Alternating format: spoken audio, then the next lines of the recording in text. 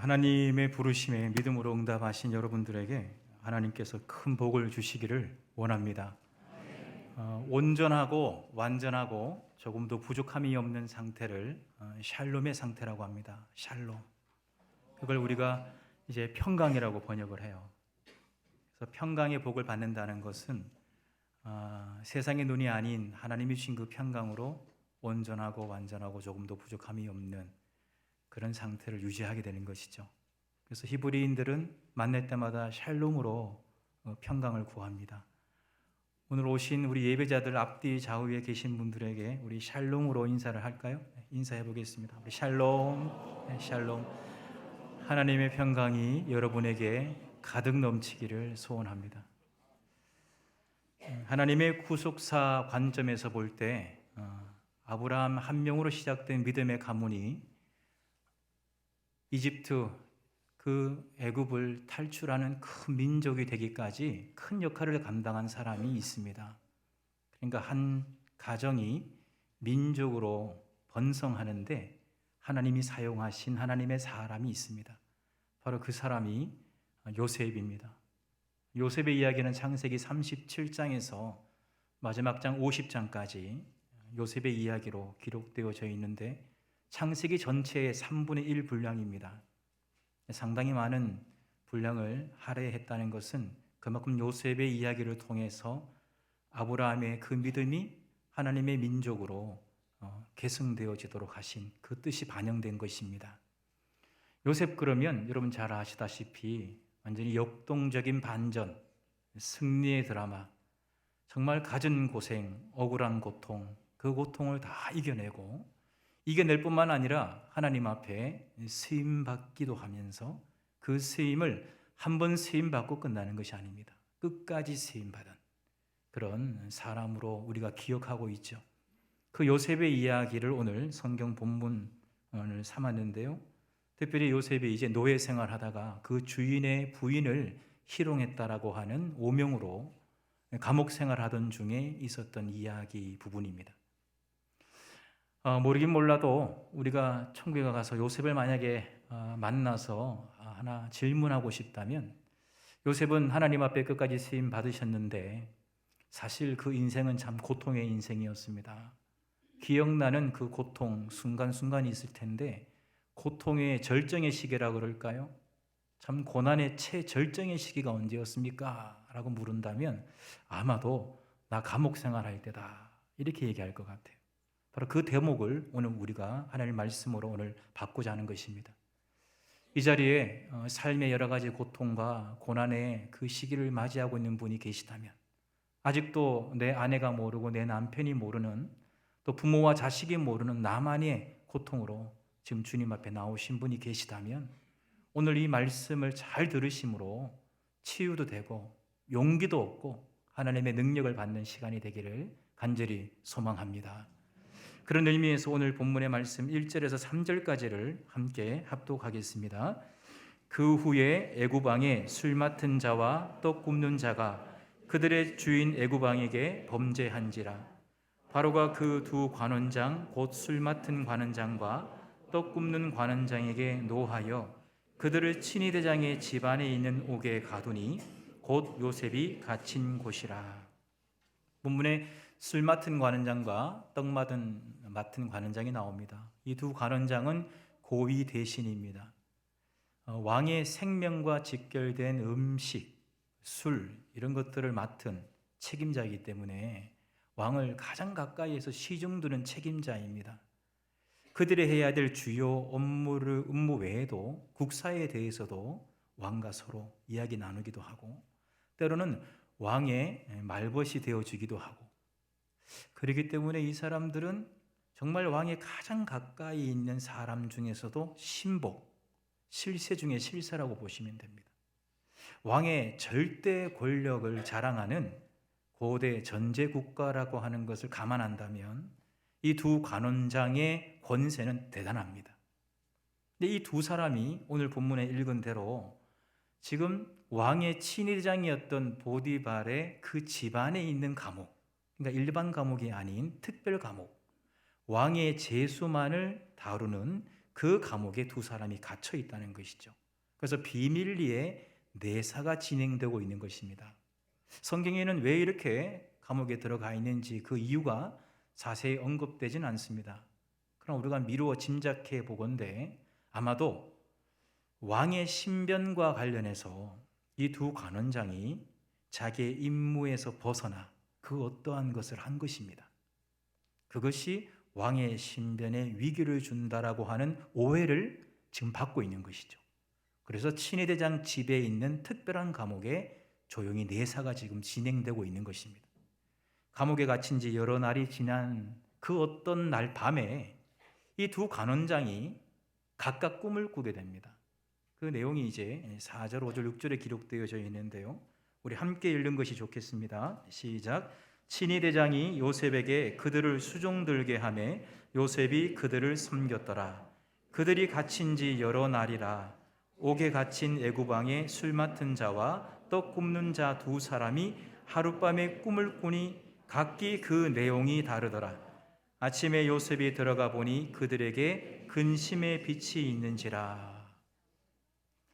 애굽 사람들은 꿈에 대한 이해가 신이 미래에 대한 초자연적인 징조로 보여준다고 생각을 했어요.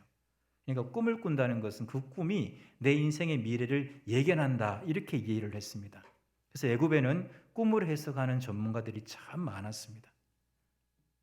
바로 이 술 맡은 관원장과 떡 맡은 관원장이 지금 생사의 기로에 서 있는 감옥 생활이잖아요.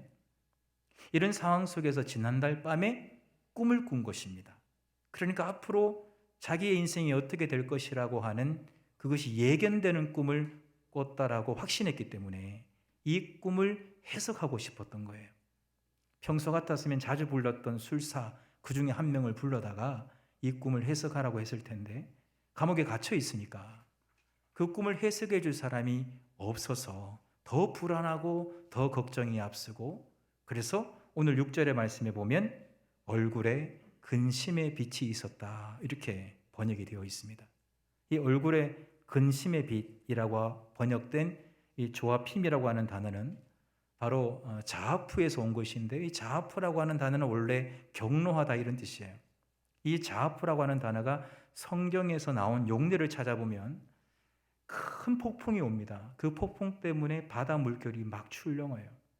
그래서 완전히 험상한 바다 물결이 되어서 당장이라도 배를 삼킬 것만 같은 그런 상태를 묘사할 때 자아프라는 단어를 씁니다. 또 다른 용례를 제가 찾아보니까 맨날 며칠을 굶은 사람처럼 얼굴이 헬쑥해지는 상태에 이 단어를 써요.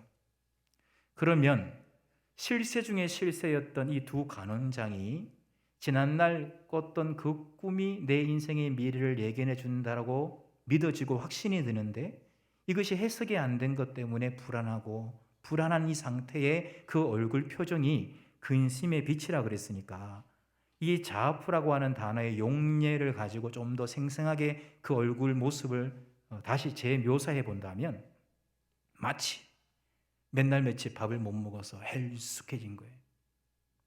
그리고 마치 큰 파도가 자기를 삼켜 죽음 앞에 있는 것처럼 그런 두려움을 겪고 있었다는 것이죠. 그러니까 얼굴에 그 근심의 빛이 드러난 것입니다. 그래서 오늘 7절에 요셉이 그 주인의 집에 자기와 함께 갇힌 바로의 신하들에게 묻되 어찌하여 오늘 당신의 얼굴에 근심의 빛이 있습니까? 라고 표현을 한 것입니다. 그러니까 다른 사람을 잘 살피는 그런 요셉이었다라고 볼 수 있지만 누가 봐도 이 두 사람은 지금 불안에 떨고 있다는 것이 역력히 얼굴에 나타난 것입니다. 근데 저는 바로 이 대목에서 우리 모두가 잠깐 이 말씀에 조금 더 머물러 보기를 바라요. 뭐냐 하면 어찌하여 오늘도 얼굴에 근심의 빛이 있습니까? 라고 물었던 그 요셉에게 저는 되묻고 싶은 거죠. 당신은 지금 왜 당신 얼굴에 근심의 빛이 없냐고. 다시 말씀드려서 지금 요셉은 지금 똑같이 감옥에 죄수로 있거든요. 물론 간수장의 특별한 은혜를 입었기 때문에 그 감옥 안에 있는 죄수들을 총괄하고 재반 업무를 담당하는 행정일을 맡도록 허락을 해줬어요. 죄수였지만 뭔가 간수장의 신임을 얻은 것이죠. 그러나 이 요셉은 월급 받는 교도관이 아닙니다. 자기도 죄수로 감옥 생활하고 있는 거예요. 이 감옥 생활은 파렴치범으로 몰려서 감옥에 온 겁니다. 17세 청소년 시기에 저 작은 이스라엘에서 팔려온 노예를 가만히 보니 쓸만해서 친위대장 보디발이 그 큰 집안의 모든 일을 담당하는 가정총무로 요셉을 세워주지 않았습니까? 그렇게 10년 동안 가정총무로 세워주었는데 배은망덕하게 내가 집을 자주 비웠더니 내 아내를 희롱해. 그래서 내 아내를 희롱했다라고 하는 그 오명을 덮어쓰고 파렴치범으로 감옥에 지금 가 있는 상태거든요. 그러니까 억울해도 너무 억울한 상태에 지금 감옥 생활하고 있는 겁니다. 그러니까 오히려 요셉의 얼굴에는 근심의 빛이 가득해야 돼요. 여러분 억울하면요 얼굴에 드러납니다.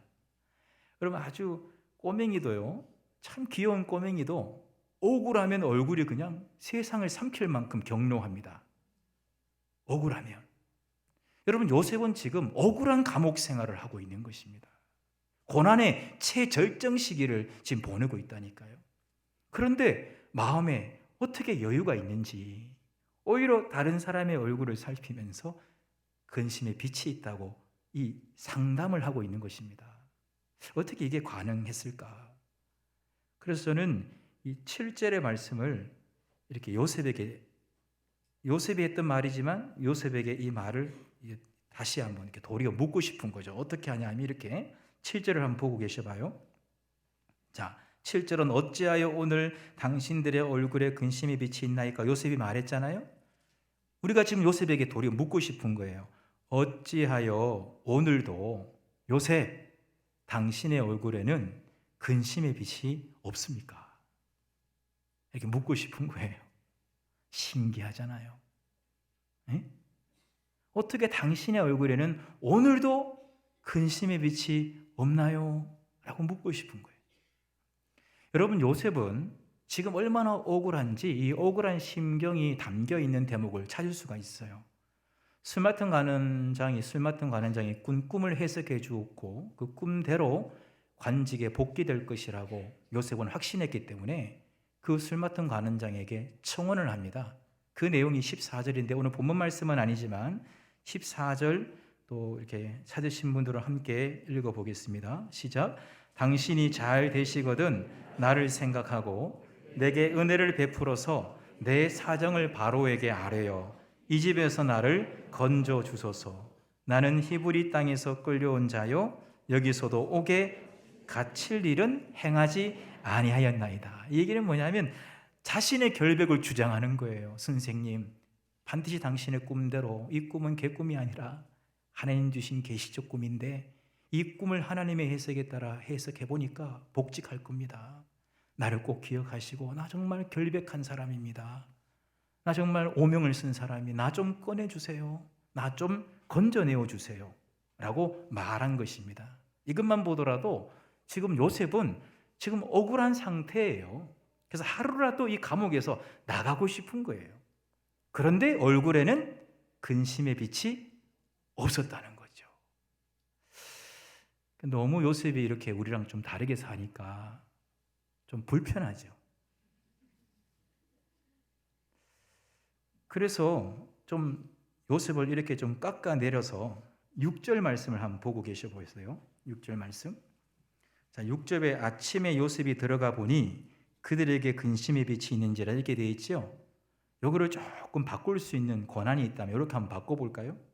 자, 아침에 언제나 근심의 빛이 가득했던 요셉이 들어가 보니 그들에게도 근심의 빛이 있더라. 이렇게 좀 바꾸고 싶은 마음이 자꾸 이렇게, 예? 이렇게 억울한 감옥 생활을 하고 있는데 오늘도 요셉은 얼굴에 근심의 빛이 가득한데 술 맡은 가는장, 똥 맡은 가는장도 근심이 빛이 가득하구나. 뭐 이렇게 좀 되어줘야 우리랑 비슷한 삶을 사는 사람 같은데 어떻게 요셉은 이렇게 억울한 감옥 생활을 하고 있는데도 얼굴에 근심의 빛이 없단 말입니까? 물론 요셉은 고난의 끝을 학수고대했습니다. 이 고난이 빨리 끝나기를 바랬어요. 그렇기 때문에 술 맡은 관원장에게 복직하면 나를 기억해달라고, 나를 건져내어달라고 부탁한 것입니다. 분명 내게 있는 이 고난이 빨리 끝이 오기를 기대했지만 그러나 요셉은 이 고난에 굴하지는 않았어요. 이 고난에 찌들어들진 않았어요. 고난이 끝나기를 기대했지만 이 고난 때문에 그냥 찌들어서 얼굴에 그냥 그대로 드러나는 삶을 살지는 않았다는 것입니다. 이 능력이 어디서 왔는가? 누구나 철학자는 아니지만 인생은 고난의 연속이라고 말합니다. 다 고난의 연속이에요. 우리 모두가 다 고난을 겪고 한 곱이 넘기면 또 다른 고난이 나를 찾아오는데 어떻게 요셉은 근심의 빛이 없이 이 고난에 찌들지 않고 이렇게 살아갈 수 있는가? 바로 8절에 그 답이 있습니다. 우리 8절 말씀을 다 함께 읽는 것이 유익하겠습니다. 그들이 그에게 이르되 우리가 꿈을 꾸었으나 이를 해석할 자가 없도다. 요셉이 그들에게 이르되 해석은 하나님께 있지 아니하니까 청하건대 내게 이르소서. 따라하겠습니다. 해석은 하나님께 있다. 해석은 하나님께 있다. 해석은 하나님께 있다. 오늘 좀 고통 가운데 계신 분들은 따라하기도 귀찮으시죠. 삶이 무거우시니까 분명한 것은 오늘 이 말씀이 바로 당신을 위한 말씀이라고 할 때 한 번 더 따라해 보시기 바라요. 해석은 하나님께 있다. 요셉은 자기의 억울한 심정으로 자기의 문제를 해석하지 않았어요.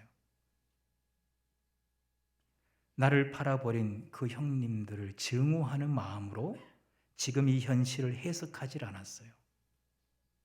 원수 같겠다는 내 심정을 가지고 이 고통을 해석하지 않았어요.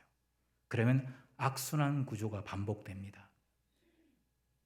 처절한 고통 가운데 있을 때 더욱 이 고통 가운데 주시는 하나님의 의미가 무엇인지를 물어본 사람이 요셉입니다.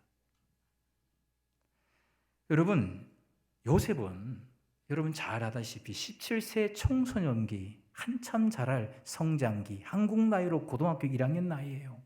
그때 가정이 너무나 가난해서 가정을 살리기 위해서 스스로가 노예가 되겠다고 자처한 게 아닙니다. 어릴 적에 꾼 그 꿈이 형들이 시기해서 동생을 팔아버린 거예요. 그 고등학교 1학년 나이의 아이가 어느도 다른 저 먼 이집트에 팔려가서 하루 종일 종살이를 한 거예요. 그게 10여 년 동안. 그나마 그래도 종살이하면서 인정받는가 싶었는데 그 주인의 부인을 희롱했다고 오명을 씌워서, 누명을 씌워서 지금 감옥 생활을 하고 있는 겁니다. 여러분 잘 아시다시피 요셉이 그 보디발의 주인, 그 주인의 부인을 희롱했습니까? 그 부인이 그 요셉을 희롱했습니까? 모르는 사람은 몰라도 아는 사람은 다 아는 내용인데 지금 요셉이 이렇게 억울하게 감옥 생활을 하고 있는 거예요. 17세 성장기에서 30세의 청장년까지의 23년 세월은요, 만약에 인간의 눈으로, 세상의 눈으로 자기의 인생에 고달픈 이 사연을 해석했다면 여러분 억울한 심정으로, 증오의 마음으로, 원수 같겠다는 심정으로 자기 인생을 해석하기 때문에 자기 인생을 바라보는 인생관도, 세상을 바라보는 세상, 세계관도, 하나님과 나 사이의 신앙관도 비틀려지도록 비틀어져가지고 어떤 날은 길을 걸어가는데 어떤 사람이 내 앞에 지나가도 왜 내 앞에 지나가냐고 딴지를 걸고, 얼마나 날카롭게 이 성품이 만들어졌겠어요. 그런데 요셉은 그렇지 않고 지금 근심의 빛이 없었다. 어떻게 해서라도 이 고통에 내포된 하나님이 주시는 뜻, 그 의미는 무엇인가? 그 의미를 찾으려고 했고 또 찾았고 그 찾은 의미를 끝까지 추구한 것입니다. 그래서 자기 코가 석자임에도 불구하고 여전히 이 고통이 끝나기를 바라면서도 주변의 다른 사람이 얼굴에 근심빛이 있는 것을 보고 왜 얼굴에 근심빛이 있냐고 그 사람을 챙기려고 하는 것입니다. 의미를 모르면 여전히 고난입니다. 고난은 의미를 모르기 때문에 고난으로 끝나는 것입니다. 의미를 안다면 그 고난은 더 이상 고난일 수가 없습니다. 세상에서 가장 싫은 것이 공부라고 했던 학생이 공부의 그 과정을 통해서 자기의 꿈이 실현될 수 있다라고 하는 이 의미를 찾은 이후로부터는 바늘로 자기 허벅지를 찔러가면서까지 밤낮으로 공부의 수고를 감당합니다. 임산부가 해산의 수고가 그냥 고통으로만 여긴다면 어떻게 해산의 수고를 감당할 수가 있겠어요? 그 해산의 수고에는 하나님이 주시는 생명의 잉태가 있다라고 하는 그 의미를 알기 때문에 해산의 수고를 오히려 기쁨과 감사함으로 그걸 감당해 내는 것이죠. 여러분, 바울은 육체의 질병을 갖고 있었습니다. 아팠어요. 너무 고통스러웠습니다. 이거 낫기를 원해서 하나님께 간절히 기도했습니다. 근데 하나님은 낫게 하지 않으셨어요. 오히려 하나님은 바울에게 있는 육체의 질병의 그 고통의 의미를 알게 하셨어요. 낫게 하지 않고 그 고통을 주는 의미가 뭔지를 그걸 알게 하셨어요. 고린도후서 12장 7절에 나옵니다. 여러 계시를 받은 것이 지극히 크므로 너무 자만하지 않게 하시려고 내 육체의 가시 곧 사탄의 사자를 주셨으니 이는 나를 쳐서 너무 자만하지 않게 하려 하심이라. 육체의 질병 때문에 너무 아프고 힘들어서 하나님 좀 낫게 해주세요라고 기도했더니 그를 낫게 하기보다는 왜 이렇게 네가 육체적인 고통을 통해서 아파해야 되는지의 그 의미를 아는 것이 좋겠다. 왜요? 너 그거 좀 갖고 있어야 오만하지 않고 교만하지 않고 하나님의 의를 위하여 산다고 하면서도 자기 의로 살 수 있으니 언제나 하나님의 의, 그의 나라를 구하기 위해서 너를 붙잡아 두기 위해서라도 자칫하면 오만해지고 자칫하면 교만해질 수 있는 너를 하나님 앞에 겸손한 사람, 그런 사람으로 붙잡아 두기 위해서 낫게 하지는 않겠지만은 그 고통의 의미를 알아야 되겠다 하신 것입니다. 바울은 더 이상 낫게 해달라고 기도하지 않아요. 그 고통을 안고 삽니다. 죽을 때까지 안고 살아요. 그러면서 오히려 내 안에 있는 이 약한 것들로 인하여 오히려 내가 겸손해질 수 있다면 내 안에 여러 약한 것들로 인하여 나는 자랑하리라. 약할 때 성령께서 머물러 주심으로 내가 강한 사람이 될 수가 있는 것이로구나. 약할 때 나를 강하게 하신 하나님을 찬양합니다. 그렇게 살게 된 것입니다. 이유를 모르면 여전히 고난이라니까요. 이유를 모르면 앞으로도 여러분의 인생은 계속 고난일 것입니다. 고난의 최절정기를 계속 맞이하게 될 것입니다.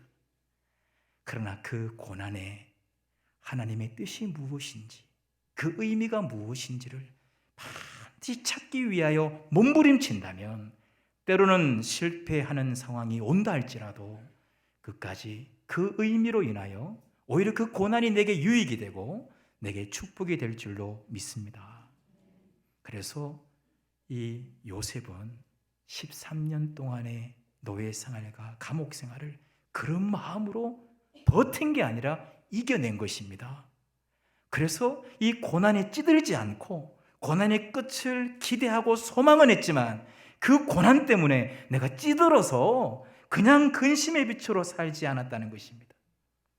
그래서 그가 어릴 적에 꾼 그 꿈대로 하나님이 성취하고 계심을 확신했고 한 믿음의 가문을 하나님의 큰 민족으로 이끌어 가시는데 나를 먼저 사용하시기 위하여 애굽으로 먼저 보내신 하나님의 뜻을 명확히 알게 된 것입니다.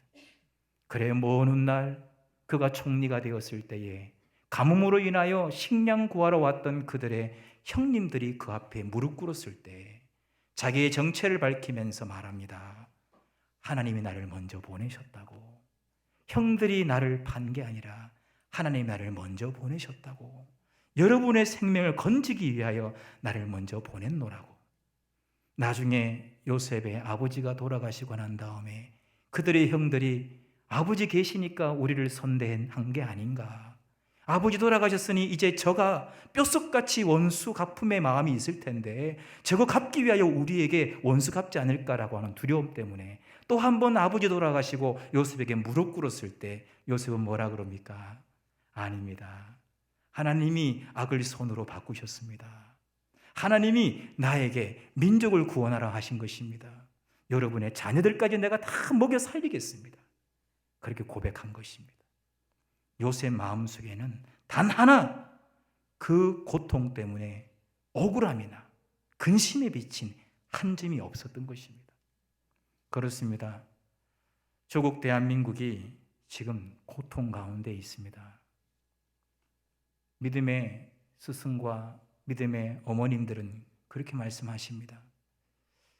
옛날 6.25 전쟁 때보다 더 지금 어려운 건 아닌가. 그 정도로 이 나라의 고난이 지금 짙게 깔려 있습니다. 이럴 때 정치적 해석이 중요한 게 아닙니다. 경제적 해석이 중요한 게 아니에요. 이념적 관점으로 이 문제를 해석하는 게 중요한 것이 아닙니다. 역사의 주관자는 하나님이십니다. 하나님께서 이 민족에게 우리가 지금 겪고 있는 이 고통의 의미가 무엇이냐고 하나님께 우리가 물어야 할 것입니다. 그래서 하나님께로부터 그 의미를 분명히 부여잡고 성령의 불로 확실하게 태워버릴 것은 태워버려야 합니다. 하나님의 거룩한 손으로 다시 세울 것은 세워야 될 것입니다. 바로 그래야 이 모든 고통의 위기가 오히려 조국 대한민국을 사랑하시는 하나님의 그 뜻으로 다시 한번 재도약하는 기회와 계기가 될 줄로 믿습니다. 세문안개 6번째 성전도 하나님의 뜻을 놓쳐버리면 고난입니다. 고난이 될 것입니다. 성전 짓는데 하나님의 의미를 잃어버리면 그것은 고난입니다. 고통입니다. 그러나 한번 사는 인생, 짧은 인생인데 어머니 교회, 세문안교회 6번째 성전 짓는 것이 내 당대에 이루어진 것에 대하여 기뻐하고 감사하는 믿음이 있다면, 그리고 하나님이 꿈꾸시는 그 성전을 아름답게 하나님께 드려서 이전에서 흘러내리는 말씀의 생수, 또 누구든지 와서 하나님 아버지의 이름을 부르며 기도할 때에 만민이 기도하여 응답받는 기도의 전, 아버지의 전, 성령의 기름 부으심을 받고 성령의 임재를 날마다 경험하면서 주님께로 나아가는 성령의 전이 되어서 정말 이 민족을 복음화로 앞세우는 성전, 저 남북이 평화, 복음으로 하나 되어 세계 선교를 감당하는 그런 새 시대의 새로운 성전에 하나님의 의미를 찾는다면 앞으로의 새 성전 짓는 이 과정도 고통이 아니라 축복이라고 우리는 고백하게 될 줄로 믿습니다. 하나님은 우리 대한민국을 사랑하십니다. 너무 고통이 짙으면 하나님 안 사랑하는 줄 알아요. 하나님은 세문안교회와 한국교회를 사랑하십니다. 여러분과 여러분의 가정을 사랑하는 줄 믿습니다. 이 시간 우리 찬양 하나 하면서 우리 말씀 기억하시겠습니다. 사랑합니다 나의 예수님, 우리 찬양하겠습니다.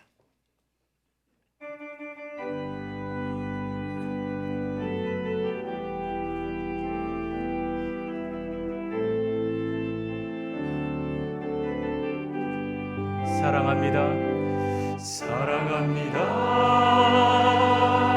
나의 예수님, 사랑합니다 아주 많이요, 사랑합니다 나의 예수님, 사랑합니다 그것뿐이에요.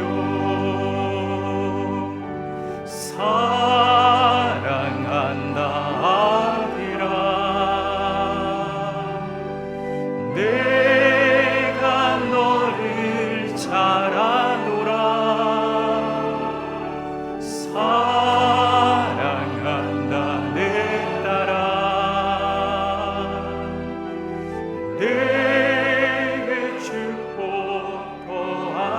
사랑합니다, 사랑합니다 나의 예수님, 사랑합니다 아주 많이요, 사랑합니다 나의 예수님, 사랑합니다 그것뿐이에요. 사랑한다 아들아, 내가 너를 잘 아노라. 내가 너를 잘 아노라. 사랑한다 내 딸아, 내게 축복 도하노라. 내게 축복 도하노라. 할렐루야, 아멘. 우리 시간 한 1분 정도 기도합시다. 남녀노소 모두가 고난입니다. 의미를 모르면 내일도 고난일 것입니다. 그러나 오늘 하나님께 그 의미를 찾읍시다. 하나님은 주십니다. 알게 하십니다. 두드리고 찾고 열게 하면 하나님은 열어주시고 찾게 하시는 분입니다. 그 의미를 알아야 고난을 이길 수가 있습니다. 그래야 고난이 유익이요 고난이 축복이 될 것입니다. 이 시간 하나님께서 우리에게 말씀 주셨는데 그 말씀에 응답하는 마음으로 우리 1분 정도 간절하게 주의 이름 부르며 기도하겠습니다. 기도하십시다. 하나님 아버지 감사합니다. 하나님이 오늘 나를 부르셨습니다. 고통 가운데 있는 나를, 고난 가운데 있는 나를 오늘 세물한 성전으로 부르셨습니다. 하나님, 고난의 연속입니다. 인생은 고난입니다. 그러나 하나님, 오늘 의미를 알지 못하면 여전히 고난이라고 하는 말씀 마음속에 새깁니다. 구구절절이 고난의 연속이었던 요셉은 몸부림치며 이 고난에 담긴 하나님의 뜻을 찾기 위하여, 하나님의 의미를 찾기 위하여 그 의미를 찾았고 그 의미를 붙잡고 추구했을 때에 하나님의 놀라우신 뜻을 온전히 이루었으며 하나님께 쓰임받되 끝까지 쓰임받고 가정을 살리고 민족을 살리는 인생이 되었습니다. 하나님 아버지, 내 인생에 하나님의 뜻을 알게 하여 주시고 하나님의 의미를 알게 하여 주셔서 오늘 이 한 날도, 이 한 주도, 이 한 해도 하나님의 뜻을 부여잡고 살아가는, 그래야 승리하는 인생 되도록 성령님 역사해 주시옵소서. 성령님 역사해 주시옵소서. 하나님 아버지 감사합니다. 이런저런 모양의 아픔과 슬픔과 고통이 있는데 의미 없이 이 고통을 맞이하고 보내고 있는 것을 용서하여 주시고 늘 내 옆에 동행하고 계시는 우리 주님의 이름을 부르며 내 고통의 의미를 부르짖을 때에 우리 하나님은 반드시 깨닫게 하시고 알게 하실 줄로 믿습니다. 그 고난의 의미를 알고 나아갈 때 이 고난은 축복이요 내게 유익이 될 줄로 믿습니다.